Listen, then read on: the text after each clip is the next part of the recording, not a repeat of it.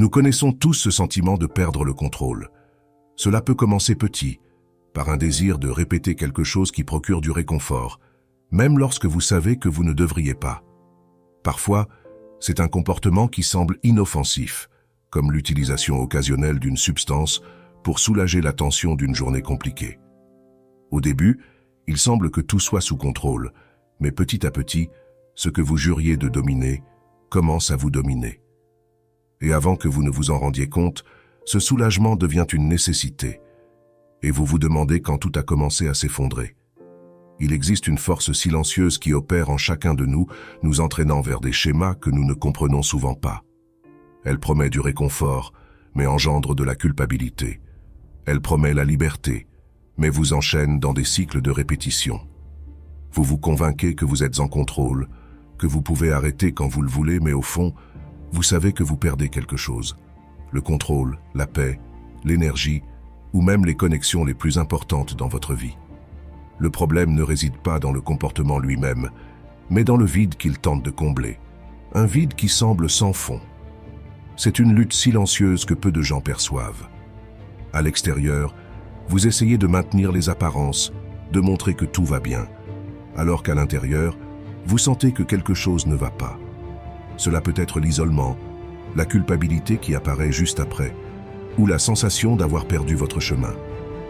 Et lorsque vous essayez d'arrêter, vous réalisez que le vide est toujours là, attendant, comme s'il était impossible de le remplir. Peut-être avez-vous déjà dit « Je ne sais pas par où commencer pour changer ». Vous juriez avoir le contrôle. Ce n'était qu'une échappatoire. Vous vous répétiez cela, sans réaliser que les chaînes s'étaient déjà refermées autour de vous. Au début, c'était quelque chose d'inoffensif, une distraction, une pause pour soulager l'esprit. Mais peu à peu, ce qui ressemblait à une soupape de sécurité est devenu une cage dorée. Le sentiment était celui de la domination, mais en réalité, vous étiez de plus en plus soumis. Cet ennemi silencieux ne prévient presque jamais. Il s'approche avec un sourire amical promettant du réconfort. Et lorsque vous vous en rendez compte, il n'y a plus de retour en arrière. Peut-être avez-vous également ressenti que quelque chose dans votre vie était hors de contrôle, même si vous insistez pour dire que ce n'est pas le cas. Carl Jung, l'un des grands noms de la psychologie, nous avertit que la dépendance est plus qu'une simple répétition de comportements nuisibles. C'est un symptôme, la manifestation d'une âme fragmentée, divisée entre ce que nous sommes et ce que nous essayons de cacher. Jung disait « Ce à quoi vous résistez persiste ». Cela signifie que la dépendance ne surgit pas de nulle part. C'est une forme d'évasion, une tentative désespérée de fuir le vide intérieur. Lorsque vous niez vos émotions, vos peurs, vos douleurs, elles grandissent, s'accumulent, et un jour, elles explosent. La dépendance devient alors la distraction que nous créons pour éviter de faire face à ces questions profondes. Pensez à quelqu'un qui passe des heures à parcourir les réseaux sociaux ou qui ne peut pas s'empêcher de dépenser de l'argent pour se sentir bien, même s'il sait qu'il n'en a pas besoin. La dépendance promet de simplifier votre vie, mais elle la rend encore plus compliquée. Et qui est l'addict? Cette question mérite plus qu'une simple réponse. Pour beaucoup, un addict est simplement quelqu'un qui ne peut pas lâcher une bouteille ou une drogue. Mais, comme Jung nous l'enseigne, la dépendance est bien plus large. Elle peut se cacher dans des comportements qui semblent inoffensifs, comme regarder son téléphone toutes les minutes, acheter des choses inutiles, ou même travailler sans relâche. Oui, la dépendance peut se déguiser en productivité, en quête de succès, ou même en amour. Après tout, qui n'a jamais rencontré quelqu'un qui semblait prisonnier du besoin d'approbation des autres? Peut-être avez-vous vous-même ressenti ce besoin, ce désir de combler un espace vide dont vous ne connaissez pas l'origine. Les signes d'une dépendance sont subtils, mais omniprésents. Ils commencent par de petits comportements répétitifs qui deviennent des habitudes et enfin des prisons invisibles. Ressentez-vous de la honte ou de la culpabilité après avoir fait quelque chose? Promettez-vous que ce sera la dernière fois, tout en sachant au fond de vous que vous ne pouvez pas arrêter? Peut-être vos relations en souffrent-elles, car les gens autour de vous commencent à remarquer ce que vous refusez d'admettre. La dépendance peut vous coûter des amis, votre santé et même la paix que vous recherchez. C'est un échange injuste. Elle offre un réconfort momentané, mais elle vole votre liberté et votre temps. Jung nous invite à voir la dépendance comme un symptôme, et non comme le problème en soi. Le véritable problème réside dans ce qu'elle essaie de cacher, une douleur non traitée, un traumatisme balayé sous le tapis, ou même un vide existentiel. Si la dépendance est le symptôme, qu'est-ce qui cause la douleur? Pourquoi tombons-nous dans tant de dépendance? La dépendance est bien plus qu'un comportement répétitif visible. Elle est le reflet de quelque chose de bien plus profond, quelque chose qui se passe à l'intérieur de nous et que nous ne réalisons souvent même pas. Jung appelait cela l'ombre, cette partie de nous-mêmes que nous ne pouvons accepter ni affronter. Nous portons tous cette ombre, formée par nos peurs, nos insécurités, nos traumatismes et même nos angoisses les plus profondes. Et comme nous ne savons pas comment y faire face, nous essayons de la cacher. Le problème est que l'ombre ne disparaît jamais. Lorsqu'elle est ignorée, elle trouve des moyens de se manifester, et la dépendance est l'un des plus courants. Pensez à quelqu'un qui commence à boire pour se détendre. Au début, c'est un verre de vin après une journée difficile, ou une bière lors d'un barbecue entre amis. Cela semble inoffensif, presque un rituel social. Mais petit à petit, cette personne commence à réaliser qu'elle ne peut plus dormir sans un verre, que le stress du travail ne semble supportable qu'avec un verre à la main. À l'extérieur, elle se justifie, c'est juste pour soulager la tension. Mais à l'intérieur, l'alcool n'est plus seulement une habitude, il devient un refuge. Il devient une solution rapide pour surmonter la fatigue, la frustration et souvent la solitude. Et avant même de s'en rendre compte, le verre vide sur la table le soir devient son seul compagnon fiable. Maintenant, pensez à ceux qui recourent aux drogues, qu'elles soient licites ou illicites. Parfois, cela commence par quelque chose de simple, une cigarette pour soulager l'anxiété ou un médicament pour traiter l'insomnie. Mais la ligne qui sépare une consommation contrôlée d'une consommation incontrôlée est floue. Pour beaucoup, la consommation de drogue est une tentative de fuir une douleur émotionnelle qui semble insupportable. Ce n'est pas seulement l'effet chimique qui crée la dépendance, c'est la sensation de soulagement. Ce bref moment où l'esprit semble s'apaiser.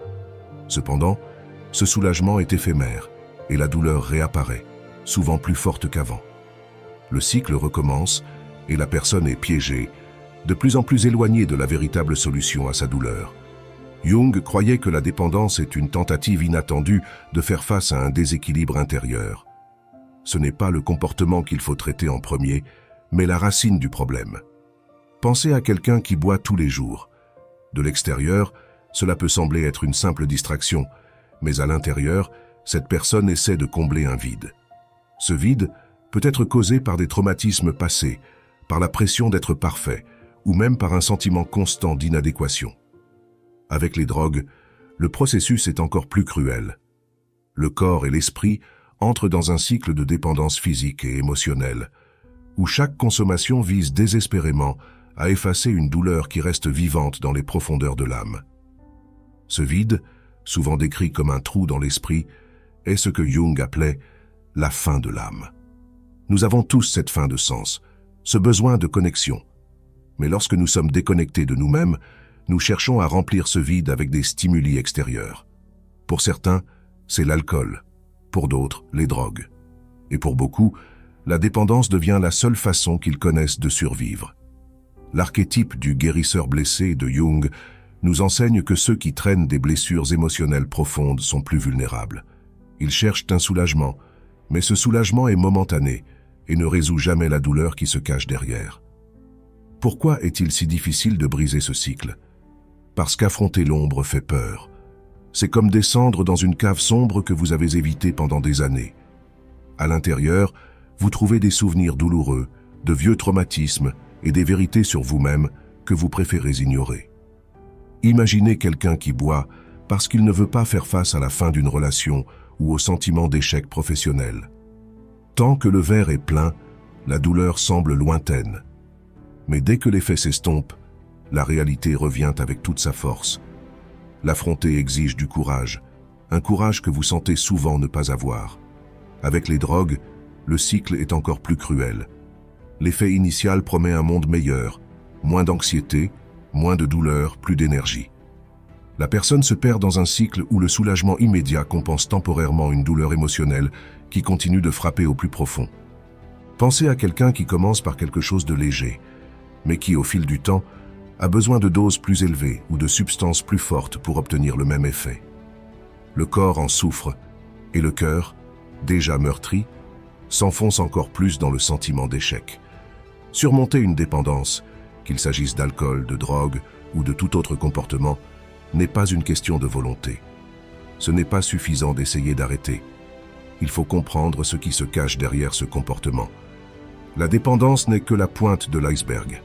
Le véritable problème réside dans ce qu'elle essaie de masquer. Souvent, cette douleur trouve ses racines dans des expériences passées, des peurs étouffées ou des traumatismes jamais affrontés. Pour vous libérer, vous devez faire face à ces parties rejetées de vous-même et entamer le processus de guérison. Jung disait « Aucun arbre ne peut atteindre le ciel si ses racines n'atteignent pas l'enfer ». Cela signifie que pour se développer, nous devons faire face à nos peurs et à nos douleurs les plus profondes. C'est là, au fond du gouffre, que commence la transformation. Mais vous, êtes-vous prêt à descendre dans cette cave et à affronter ce qui est caché? Êtes-vous prêt à comprendre ce qui se cache derrière vos comportements et à faire le premier pas pour sortir de ce cycle? L'histoire d'un homme qui ne savait pas qu'il était dépendant. Yuan était le genre de personne que tout le monde admirait. Toujours bien habillé, ponctuel et poli. Il semblait avoir tout sous contrôle. Au travail, il était connu comme quelqu'un de fiable. Un professionnel qui n'avait jamais refusé une tâche. Ses amis le complimentaient constamment. Yuan est un homme en or. Il a la vie parfaite. Après tout, il avait un bon emploi, une nouvelle voiture dans le garage et une maison bien décorée. C'était l'ami que l'on appelait pour demander conseil ou pour chercher un soutien, car il semblait toujours savoir quoi faire. Mais, comme beaucoup de gens, Yuan cachait un côté que personne ne connaissait. La journée de Yuan commençait tôt. Son réveil sonnait à 6 heures, et avant même de prendre un café, il était déjà sur son téléphone, répondant à des emails, consultant les messages de son patron et se tenant à jour sur le marché financier. Il se disait qu'il faisait cela pour être prêt pour la journée. Au travail, il était impeccable. Il assistait aux réunions, respectait les délais et ne laissait jamais passer un détail. Mais il y avait quelque chose que peu de gens remarquaient. Le sourire de Juan commençait à disparaître au fil de la journée. À la fin de la journée, il semblait épuisé. Mais au lieu de rentrer chez lui pour se reposer, il avait un rituel qu'il suivait religieusement. En rentrant chez lui, Yuan laissait sa veste sur le canapé, allait à la cuisine et ouvrait une bouteille de whisky. C'était le moment qu'il attendait le plus dans la journée. « C'est juste une gorgée pour me détendre », pensait-il, en sentant la chaleur de la boisson couler dans sa gorge. Mais une gorgée devenait rapidement 2, puis 3. Certaines nuits, il s'arrêtait, mais d'autres, le verre semblait se remplir tout seul. Yuan se justifiait. « Je le mérite. Je travaille tellement dur que j'ai besoin de ça pour décompresser. » Et ainsi, le whisky devint son compagnon constant, un ami silencieux qui l'aidait à oublier les exigences de la journée. Le problème, c'est que cet ami a commencé à présenter l'addition. Petit à petit, Yuan a commencé à réaliser qu'il ne pouvait pas dormir sans prendre au moins une gorgée. Un jour, il oublia d'aller au supermarché pour acheter une boisson et passa une nuit agitée. Il se leva pour boire de l'eau et tenta de regarder la télévision, mais rien ne fonctionnait. Le pire arriva au travail. Il commença à s'énerver contre ses collègues, ce qu'il n'avait jamais fait auparavant. Lors d'une réunion importante, Yuan perdit ses nerfs et cria sur un subordonné. Plus tard, assis seul dans son bureau, il tenta de justifier son emportement. « Je suis stressé, c'est tout. Tout le monde a des mauvais jours. » Mais au fond de lui, il savait que quelque chose n'allait pas. Yuan commença à réaliser que le whisky était présent dans toutes les sphères de sa vie. Il ne buvait pas seulement le soir. Les week-ends, lorsqu'il sortait avec des amis, il utilisait l'alcool comme outil pour se détendre, rire davantage et paraître plus sûr de lui. Chez lui, il buvait pour oublier à quel point il était fatigué, et lors des fêtes d'entreprise, il tenait un verre pour ne pas se sentir à l'écart. Le problème n'était pas l'alcool en lui-même, mais ce qu'il symbolisait. Yuan en dépendait pour gérer ses émotions. Il ne savait pas comment se détendre sans boire, comment faire face au stress sans ce soulagement immédiat. Une nuit, alors qu'il regardait la télévision, son 3e verre à la main, Yuan se posa une question. Pourquoi ai-je besoin de ça? Je contrôle tout dans ma vie. Pourquoi est-ce que je ne peux pas contrôler ça? Mais comme beaucoup de gens, Il étouffa rapidement ce doute en pensant « Ce n'est pas si grave. Je ne suis pas comme ces gens qui perdent tout à cause de l'alcool. J'en ai juste besoin pour me détendre. » Ce déni continua pendant des mois, jusqu'à ce qu'un événement survienne au travail. Juan avait toujours été considéré comme le pilier de son équipe, mais sa productivité commença à décliner. Il rendait ses projets en retard, oubliait des détails importants, et pire encore, il se disputait de plus en plus avec ses collègues à cause de son mauvais caractère. Un jour, son patron l'appela pour lui parler. « Juan, qu'est-ce qui ne va pas chez toi? Tu n'es plus le même. » Ces mots résonnèrent dans son esprit pendant des jours. Il tenta de se convaincre que ce n'était qu'une phase, mais quelque chose en lui disait que le problème était plus profond. Ce fut alors qu'il décida de consulter un thérapeute. Lors de la première séance, Juan était nerveux. Ses mains jouaient avec sa montre et sa voix tremblait. Il commença par des phrases génériques, comme s'il essayait de justifier auprès du thérapeute ce qu'il s'était justifié à lui-même pendant des mois. « Je bois juste pour me détendre, ce n'est pas si grave. » Le thérapeute, qui semblait calme, écouta sans interrompre, jusqu'à ce qu'après une longue pause, il lui pose cette question. « Vous êtes-vous déjà demandé pourquoi vous en avez besoin chaque soir ?» Cette question fut comme un coup de poing dans l'estomac. Pour la première fois, Juan ressentit le poids de la vérité qu'il évitait. Il avala sa salive et, pour la première fois, admit qu'il n'avait jamais réfléchi à cette question. Au cours des séances suivantes, Juan commença à s'ouvrir. Mais le processus n'était pas facile. Le thérapeute le défia d'observer des situations spécifiques de son quotidien. « Comment vous sentez-vous lorsque vous ne buvez pas ?» lui demanda-t-il. Juan se rappela la nuit où il avait manqué de whisky et n'avait pas pu dormir. « Je me sens anxieux, comme s'il me manquait quelque chose. Je ne sais pas comment me détendre sans ça. » Le thérapeute lui suggéra d'essayer d'identifier ces moments durant la semaine sans recourir à l'alcool. La première tentative fut un désastre. Juan rentra chez lui tendu et tout semblait plus difficile sans le whisky.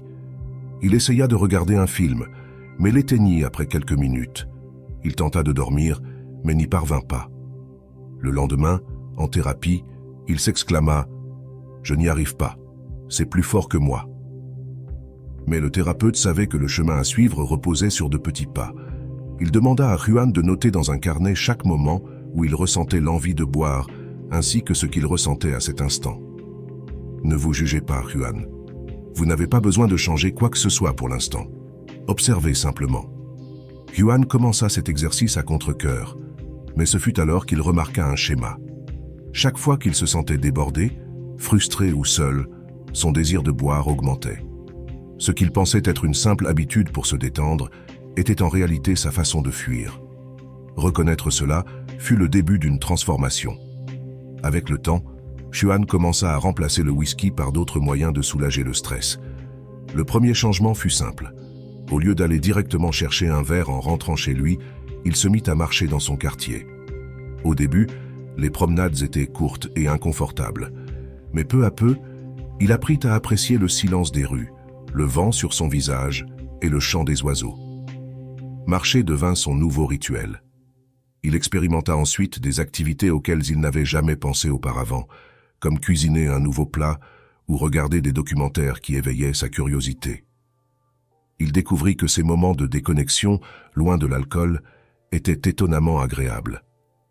Un autre changement se produisit dans la manière dont Juan organisait sa vie. Avant, il disait toujours oui à tout, réunions supplémentaires, sorties entre amis, services rendus à la famille. Cela l'épuisait, et boire semblait être le seul moyen de se déconnecter. Durant les séances, il apprit à simplifier sa routine et à poser des limites. Petit à petit, il commença à refuser des engagements non essentiels et à réserver du temps pour lui. « J'ai réalisé que je n'ai pas besoin d'être toujours disponible pour tout le monde. Parfois, la priorité, c'est de prendre soin de moi », confia-t-il à son thérapeute. La transformation de Juan ne fut pas un miracle soudain, mais une construction quotidienne. Il connut des rechutes, des nuits où il avait encore recours au whisky pour tenter de soulager la pression. Mais contrairement à avant, il apprit à faire face à ces rechutes sans se condamner. Au lieu de cela, il réfléchissait à ce qui l'avait poussé à retomber et ajustait ses stratégies. Le plus important fut de réaliser que surmonter une dépendance ne consistait pas à éliminer une habitude, mais à changer sa façon d'aborder la vie. Aujourd'hui, Xuan continue de faire face à des défis, mais il ne dépend plus d'un élément extérieur pour trouver son équilibre. Ce voyage d'autoconnaissance l'a rendu plus fort qu'il n'aurait jamais cru possible. Comment échapper à la dépendance? La lumière au bout du tunnel. Surmonter une dépendance commence par un petit geste, admettre qu'elle existe. Cela peut sembler évident, mais pour beaucoup, c'est l'étape la plus difficile. Nous vivons dans une société qui valorise le contrôle. L'idée que nous devons toujours être aux commandes de nos vies. Accepter que quelque chose échappe à notre contrôle peut être effrayant, car cela signifie admettre sa vulnérabilité. Cependant, cette acceptation est la clé qui ouvre la porte au changement. Il ne s'agit pas de se rendre face à la dépendance, mais de reconnaître qu'elle est là, occupant un espace que vous ne voulez pas qu'elle occupe. Et cela demande du courage. Le courage de se regarder avec sincérité et de dire « j'ai besoin d'aide ». Ce processus d'acceptation, bien que puissant, s'accompagne souvent d'une vague d'émotions. Honte, culpabilité, peur. C'est naturel. Après tout, la dépendance ne surgit pas de nulle part. Elle est la réponse à une douleur ou des difficultés que vous avez tenté d'éviter. Peut-être avez-vous utilisé la dépendance comme un moyen d'échapper au stress, à la solitude, ou même à un sentiment d'inadéquation que vous ne saviez pas comment affronter. Admettre cela est inconfortable, mais également libérateur. À partir de ce moment, vous commencez à reprendre le contrôle. Un conseil pratique pour ceux qui en sont à ce point est simplement d'observer les moments où la dépendance se manifeste, ce que vous ressentez avant d'y céder. Noter ces moments dans un carnet ou une application peut vous aider à tracer une carte des déclencheurs qui alimentent ce comportement. Une fois que vous avez reconnu votre dépendance, l'étape suivante est de l'affronter. Et affronter ne signifie pas la combattre de toutes vos forces, comme si c'était un ennemi. L'approche du combat direct échoue souvent parce qu'elle ignore la racine du problème. La dépendance n'est pas le problème en soi, mais le symptôme de quelque chose de plus profond. C'est pourquoi affronter la dépendance, c'est avant tout se confronter à soi-même. C'est un processus d'introspection, de regard intérieur et de questionnement sur des sujets que vous n'avez peut-être jamais abordés auparavant. Que me manque-t-il? Que suis-je vraiment en train de chercher en faisant cela? Il peut être utile de mener cette réflexion avec l'aide d'un thérapeute, mais si cela n'est pas une option pour l'instant, essayez de commencer par vous-même. Utilisez un journal pour noter vos pensées et vos émotions au quotidien. Cela vous aidera à identifier des schémas et, plus important encore, à comprendre ce qui vous motive réellement. Cependant, reconnaître et comprendre la dépendance ne suffit pas. Il faut agir. C'est ici qu'il est important de remplacer les comportements nuisibles par d'autres qui favorisent la santé et le bien-être. Réfléchissez à des activités que vous pourriez intégrer dans votre routine pour soulager le stress ou combler le vide laissé par votre dépendance. Par exemple, si votre dépendance est liée au stress, envisagez des pratiques comme la méditation, le yoga ou l'exercice physique. Des études montrent que l'activité physique aide à libérer des endorphines, favorisant un sentiment de bien-être qui peut être tout aussi efficace qu'une substance. Un conseil pratique, commencez petit à petit. Ne tentez pas de modifier votre routine entière d'un coup. Engagez-vous à faire une promenade de 10 minutes par jour ou à pratiquer quelques respirations profondes avant de vous coucher. Ces petits pas s'additionneront pour donner de plus grands résultats avec le temps. Un autre aspect fondamental pour surmonter une dépendance est d'apprendre à simplifier sa vie. Beaucoup d'entre nous sont submergés par des emplois du temps surchargés, des responsabilités excessives et une pression constante à être productif. Dans ce contexte, la dépendance apparaît souvent comme une tentative de faire face au poids de ces exigences. C'est pourquoi il est essentiel de réorganiser votre routine. Commencez par revoir vos priorités. Demandez-vous, quelles activités sont vraiment importantes pour moi? Que pourrais-je déléguer ou même éliminer?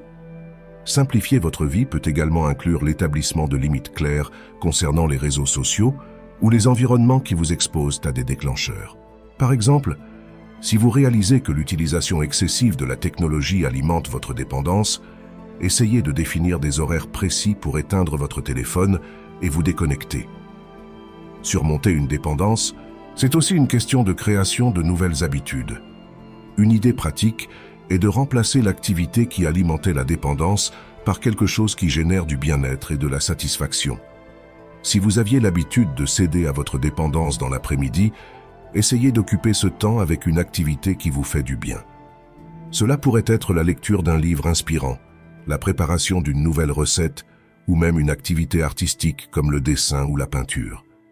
La clé est de trouver des activités qui ne se contentent pas de vous distraire, mais qui nourrissent véritablement votre âme.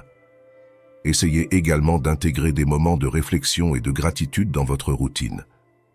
Quelque chose d'aussi simple que de dresser une liste de 3 bonnes choses qui vous sont arrivées dans la journée peut vous aider à arrêter de vous concentrer sur ce qui vous manque pour apprécier ce qui est déjà positif dans votre vie. Il est important de se rappeler que surmonter une dépendance n'est pas un processus linéaire. Il y aura des jours où vous aurez l'impression de progresser et d'autres où vous aurez l'impression de stagner, voire de reculer. Et ce n'est pas grave. Le plus important est de ne pas vous punir pour vos rechutes. Une rechute n'efface pas les efforts que vous avez déjà faits, mais offre une opportunité d'apprentissage. Demandez-vous, qu'est-ce qui s'est passé aujourd'hui pour me faire tomber? Que puis-je faire différemment la prochaine fois? Cette approche vous permet d'apprendre de vos erreurs et de continuer à avancer, même lentement. Se connecter à d'autres personnes peut également faire une grande différence. La solitude alimente souvent la dépendance. Rejoindre des groupes de soutien ou simplement partager vos difficultés avec des amis ou des membres de votre famille en qui vous avez confiance peut alléger le fardeau que vous portez. S'ouvrir aux autres n'est pas facile, surtout lorsque vous avez peur d'être jugé, mais cela peut être profondément réparateur. Un bon conseil est de chercher des environnements où vous vous sentez en sécurité, comme des groupes qui partagent les mêmes objectifs que vous. Il existe des communautés, en ligne et en présentiel, dédiées à aider les personnes à surmonter toutes sortes de dépendances. Enfin, trouver un objectif plus grand est ce qui transforme réellement votre relation avec la dépendance. Lorsque vous découvrez quelque chose qui vous motive profondément, qui vous inspire à avancer, la dépendance commence à perdre son emprise. Cet objectif peut être aussi simple qu'améliorer votre santé pour être plus présent pour votre famille, ou aussi ambitieux que contribuer à une cause qui vous tient à cœur. Réfléchissez à quelque chose qui donne un sens à votre vie. Cela pourrait être un projet créatif, du bénévolat, ou même passer plus de temps avec les personnes que vous aimez. L'important est que cet objectif serve de guide, comme un phare, pour vous orienter lors des journées les plus difficiles. Surmonter une dépendance ne consiste pas à éliminer une habitude. Il s'agit de transformer la relation que vous entretenez avec vous-même et avec le monde qui vous entoure. Et chaque petit pas que vous faites sur ce chemin est une victoire. Après tout, ce sont dans les petits moments que se produit le véritable changement. Mais, et vous? Avez-vous réfléchi aux premiers pas que vous pourriez faire aujourd'hui pour entamer cette transformation? La dépendance est une prison invisible. Elle enchaîne non seulement le corps, mais aussi l'esprit et l'âme. Peu importe l'objet de cette dépendance. Cela peut être quelque chose d'évident, comme l'alcool, ou quelque chose de plus subtil, comme la recherche incessante d'approbation sur les réseaux sociaux. Au fond, ce que cherche une personne dépendante, c'est remplir un vide qui semble ne jamais se terminer. Mais la vérité, c'est que ce vide ne peut pas être comblé par des choses extérieures, car il naît en nous. Le secret pour surmonter une dépendance n'est pas de lutter contre elle, mais de comprendre pourquoi elle existe. Comme Juan l'a dit après sa transformation, « Je n'avais pas besoin de la boisson, j'avais besoin de moi-même. » Et peut-être que vous, en écoutant cette histoire, cherchez aussi quelque chose. Cela pourrait être la paix, la connexion ou le sens. Le premier pas pour le trouver est de reconnaître ce qui vous en empêche. Vous êtes-vous caché derrière des distractions? Y a-t-il quelque chose dans votre vie qui occupe plus de place qu'il ne le devrait, même si cela semble anodin? Cela pourrait être l'habitude de travailler jusqu'à l'épuisement, ou passer des heures sur les réseaux sociaux à la recherche de validation. L'important est de réaliser que tant que vous continuez à chercher en dehors de vous-même, vous ne trouverez jamais ce dont vous avez réellement besoin. Mais il existe une issue. Ce n'est pas un chemin facile, mais il est possible. Commencez avec du courage. Le courage de regarder à l'intérieur de vous et d'affronter vos ombres, vos douleurs et vos limites. C'est un travail quotidien, fait de petits pas. Dire non à ce qui vous détruit et oui à ce qui vous construit. Faire de la place dans votre vie pour les choses qui comptent vraiment. Et surtout, apprendre à vous pardonner. Parce que comme Juan, nous trébuchons tous, nous faisons tous des erreurs. Mais chaque erreur est une opportunité d'apprendre et de grandir. Réfléchissez à tout ce que vous pourriez accomplir si la dépendance ne vous freinait pas. Imaginez une vie où vous avez le contrôle de vos décisions, où vous vous sentez libre et en paix avec vous-même. Une vie comme celle-ci est possible, mais elle dépend de vous, du fait de faire le premier pas. Peut-être s'agit-il de parler à quelqu'un en qui vous avez confiance, de commencer une pratique d'introspection, ou simplement de prendre un moment pour réfléchir à ce qui vous tient vraiment à cœur. La transformation commence lorsque vous décidez que vous êtes prêt à changer. Et maintenant, je vous pose une question. Êtes-vous prêt à affronter votre ombre et à vivre la vie que vous méritez? Lorsque nous parlons de ce qui motive une personne dépendante, nous explorons les parties les plus profondes de l'esprit et du cœur, n'est-ce pas? Mais saviez-vous que ces mêmes racines nous conduisent souvent à des schémas d'auto-sabotage émotionnel? Cela va au-delà de la dépendance. Cela concerne la façon dont nous créons des pièges en nous-mêmes. Si vous vous êtes déjà demandé pourquoi nous répétons des comportements qui nous blessent, je vous invite à regarder une vidéo sur cet écran où nous approfondissons cette question et découvrons les dépendances émotionnelles. Pourquoi nous nous auto-sabotons? Rejoignez-moi dans ce voyage et faites un pas de plus vers la compréhension et le dépassement de vos propres défis. Soyez fiers d'être arrivés jusqu'ici. Cela montre que vous êtes déterminés à devenir meilleurs. J'espère vous retrouver là-bas. Restez forts, restez résilients.